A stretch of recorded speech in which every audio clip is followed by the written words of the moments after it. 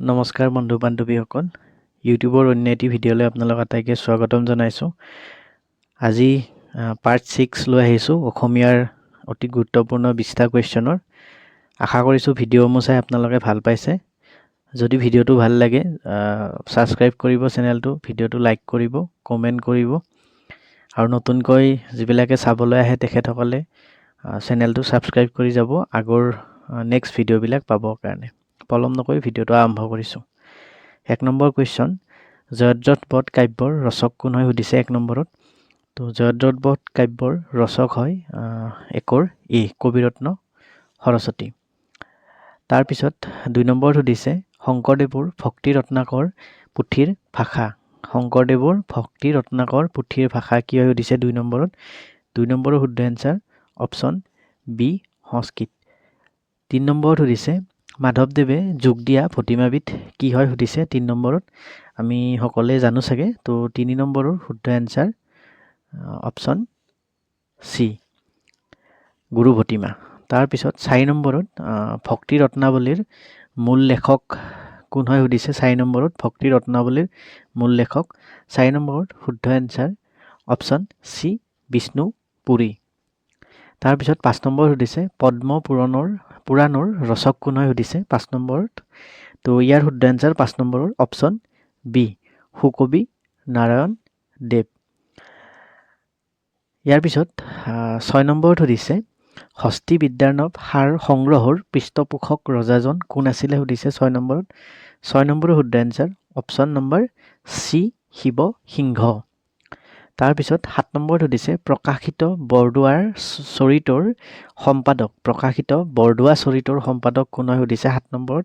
7 number শুদ্ধ answer option এ মহেশ্বৰ নেওগ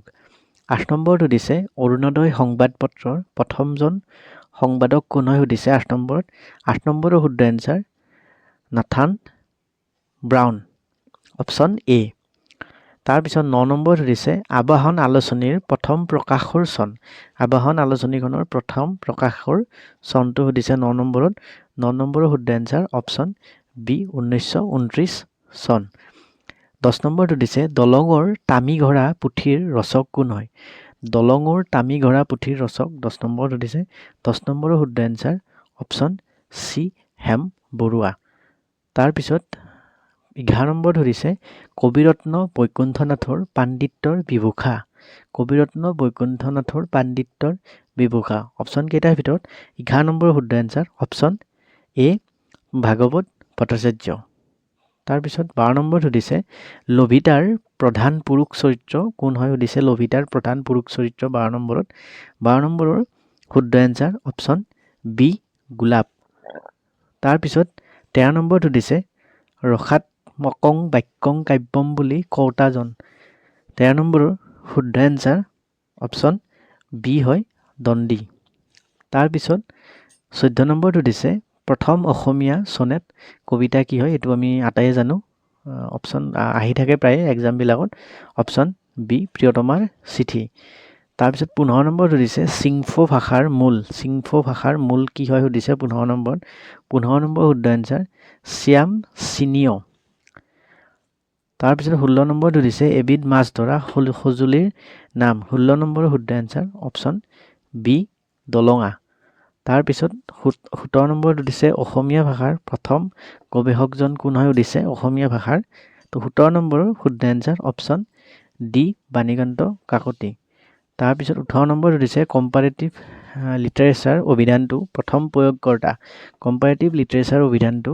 অভিধাটো প্ৰথম প্ৰয়োগকৰ্তা কোন হয় সুধিছে 18 নম্বৰ শুদ্ধ এনসাৰ অপচন সি জৰ্জ চেইন্সবেৰী তাৰ পিছত 19 নম্বৰত সুধিছে অসমীয়া ভাষাৰ বিশিষ্ট স্বৰধ্বনি কেইটা ইয়াৰ শুদ্ধ এনসাৰ আমি আটায়ে জানো 8টা অপচন এ তাৰ পিছত 20 নম্বৰত সুধিছে মান্য অসমীয়া ভাষাত শাখাঘাত ক'ত পৰে তো অসমীয়া ভাষাত শাখাঘাত ক'ত পৰে সুধিছে তো 20 নম্বৰৰ শুদ্ধ এনসাৰ অপচন বি উপধ্যাক্ষৰত এটো বি উপধ্যাক্ষৰত শাখাঘাত পৰে অসমীয়া ভাষাৰ তো এইখিনিয়ে আছিলে আজিৰ ভিডিঅ'টো আমাৰ পাৰ্ট 6ত অতি গুৰুত্বপূৰ্ণ 20টা কুৱেশ্যন। তো এনেকৈ মই প্ৰায় আপোনালোক কৈয়ে আছোঁ যে 500 পৰা 1000টা কুৱেশ্যন আপোনালোকক মই এই চিৰিজটোত দিবলৈ চেষ্টা কৰিম, যাতে আপোনালোকৰ অসমীয়াৰ